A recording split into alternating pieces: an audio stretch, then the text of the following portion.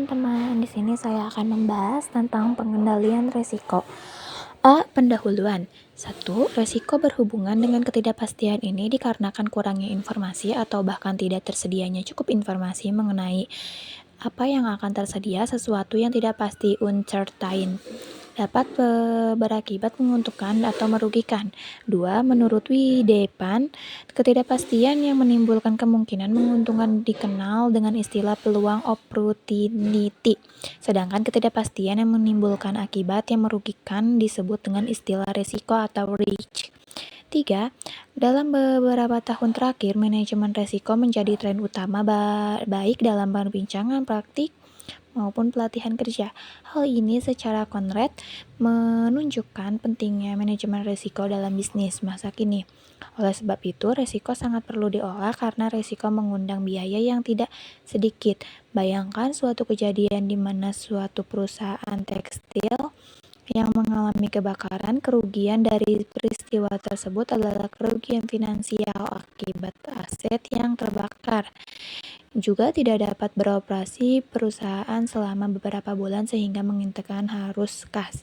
5. Risiko dapat dikurangi dengan pengelolaan manajemen risiko yang baik.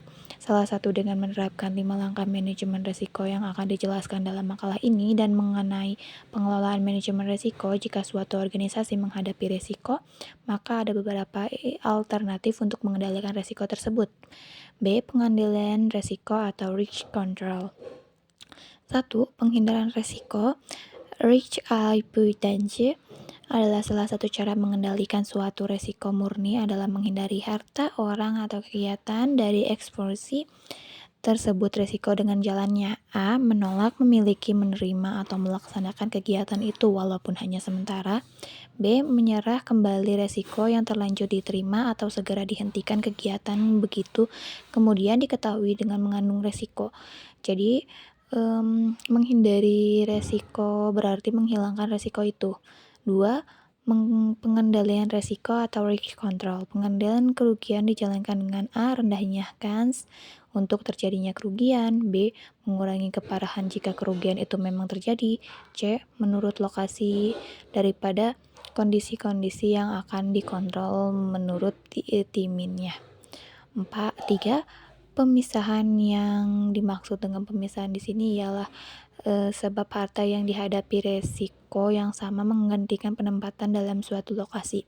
4. Kombinasi atau polling kombinasi atau polling penambahan banyaknya ekspor unit dalam batas kendali perusahaan yang bersangkutan dengan tujuan agar kerugian akan dialami lebih dapat diramaikan jika resiko dikurangi.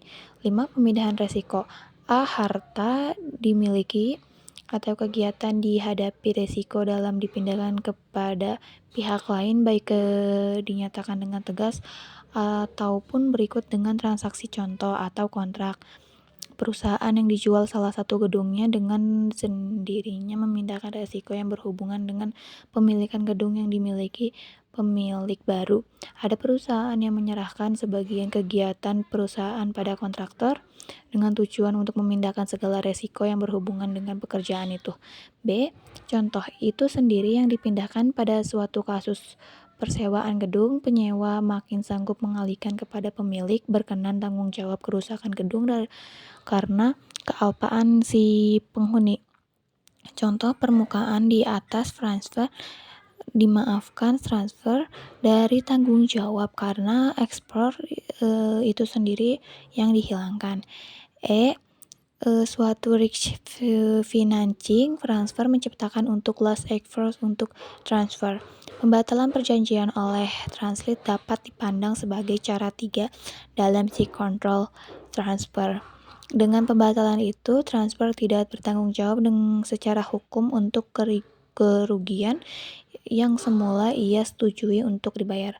Sekian presentasi dari saya.